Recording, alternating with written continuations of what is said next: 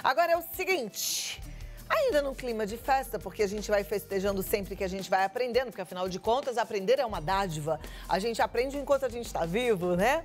A gente vai aprender sobre a nossa coluna. Gente, será que tem mesmo relação as dores na coluna com a tensão e com o estresse? Ou será que isso é mito? Quem vai explicar tudo isso pra gente é ele, que é ortopedista e cirurgião de coluna, Luciano Miller, que está aqui via Skype. Como vai, doutor Luciano? Tudo bem? Tudo bem, prazer estar no seu programa. Prazer é nosso. Minha mãe assiste o programa, ela gosta muito, sabia? Que bom. Como chama sua mãe, doutor? Aurélia. Dona Aurélia, muito obrigada pela audiência e parabéns pelo filho que está então aqui com a gente. Agora, doutor Luciano, eu já deixei uma pergunta no ar, né? De fato, tem relação a dor que às vezes a gente sente na coluna, em qualquer região dela, com a tensão e o estresse? Tem toda a relação, porque, na verdade, quando a gente sente o estresse, o que acontece com a musculatura? O que acontece antes disso? A gente aumenta dois hormônios principais, o cortisol e o ACTH. O que esses hormônios fazem? Eles aumentam a tensão muscular, então aumenta a contração da musculatura. E essa musculatura contraída que a tensão gera, o estresse gera, começa a gerar sobrecarga e dor. Porque quando a gente, imagina, a gente está levantando um peso, não chega uma hora e começa a doer a musculatura do braço? É mais ou menos o que acontece com o estresse. Ele tensiona a musculatura, essa musculatura fica mais contraída. E quanto mais contraída ela fica, ela vai gerando dor. Isso, se a gente não dá atenção também em relação a essa contratura da musculatura, a gente vai também piorando a nossa postura. E a postura ruim também vai gerar mais dor. Então, é um processo que realmente é um ciclo assim, vicioso, negativo, gerando dor. Ok. Eu tenho recebido muitas mensagens de telespectadoras e a principal queixa tem sido a dor na cervical. E algumas até relatam que dói a cervical, que puxa para o braço, que puxa para o ombro, que não vem mais posição de dormir. Essa dor na cervical, ela sugere uma relação com a tensão e com o estresse?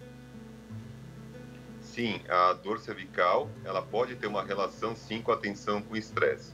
Eu acho que primeiro a gente tem que pontuar que atualmente, né, a gente está vivendo um tempo muito difícil que devido à pandemia.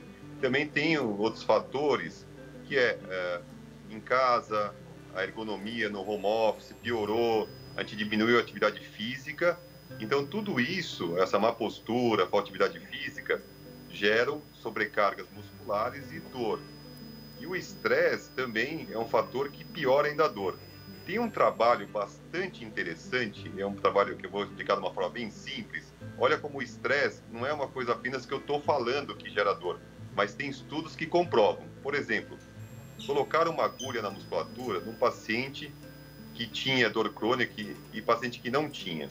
No paciente que tinha dor crônica, submeteram já esse paciente sob estresse. O que era o estresse? Primeiro ele contava de 1 a 100 os dois grupos e a contratura da musculatura era igual.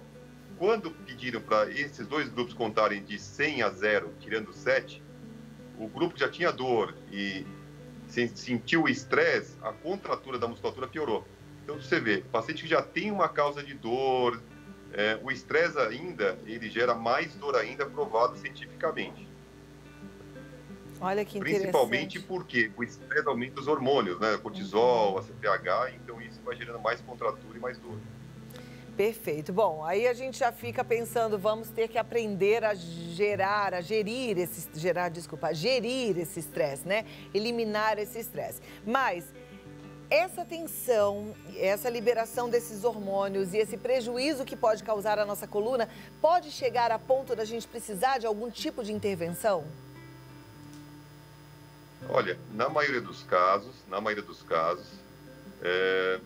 a gente melhorando a nossa qualidade de vida, o que é melhorar?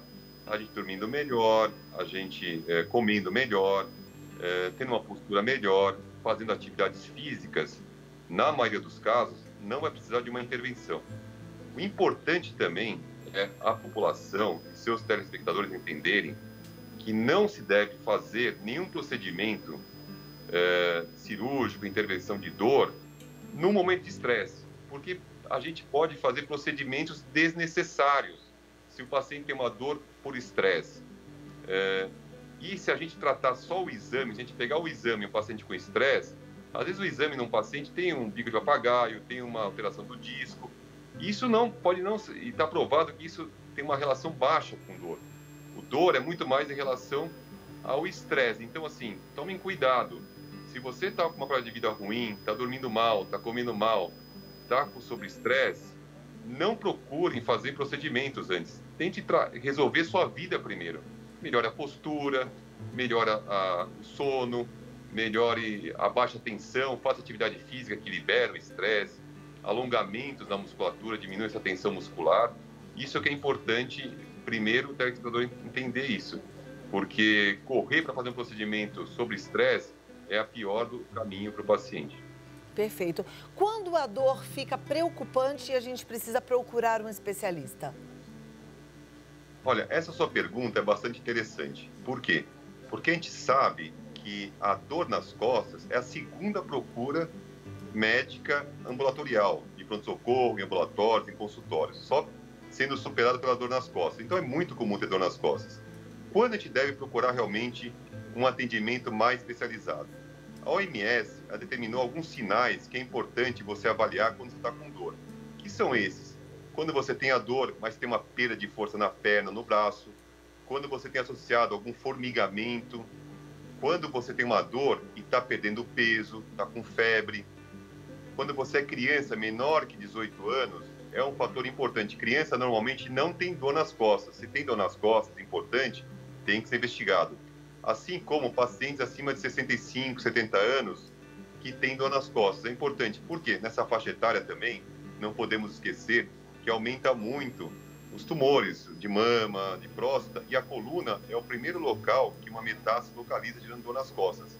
Esses são fatores, assim, importantes para procurar um especialista. E também, por último, o paciente que tem uma dor que não melhora por mais de 4 semanas. Quando a dor não tem uma melhora ou tem uma piora ao longo do tempo, deve procurar um especialista.